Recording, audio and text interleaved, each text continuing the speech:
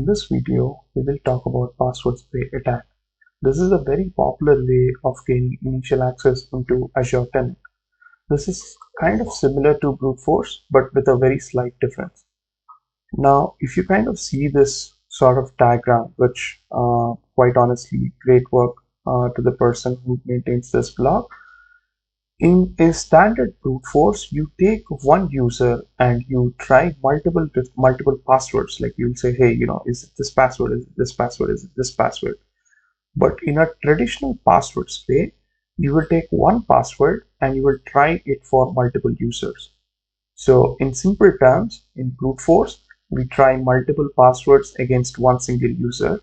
But in password spray, we take one password and try it against multiple users. It is recommended that you choose a password that is common yet personal to the users of the organization.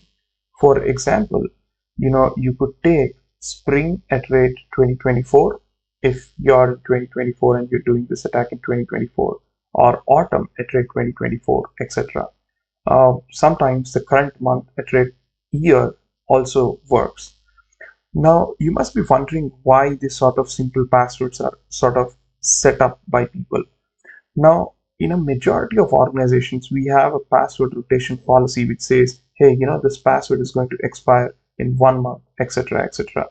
Now, in cases like that, people are left with no option than to set up common passwords that they could remember, and they could also change at a later point in time. For example, if the password gets expired in May, they use May@2024. If the password is going to expire in the next 1 month or so, then they're going to change it at June@2024 when they kind of change it. So whenever it is the current month, they're going to change the password to that current month, etc., etc. If you've ever done red teaming on premises, you could obviously relate to me, and people are so naive, and this generally works. I use a tool called o365spray.py, and we have taken the domain name as pikachu.com, and I have taken more users in addition to the users that we have enumerated before, and I'm going to try this password called May@2024 with the command line argument as spray. And when you do it, it said there are two users which are having the same password, May@2024. It's that simple.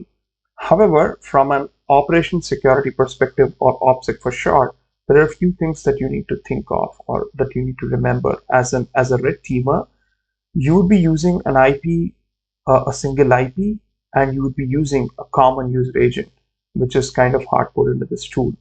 While the tool O365 Spray allows you to evade using AWS API endpoints with an integration with another great tool called Fireprox, I guess. So yeah, I mean, this is a great way to evade.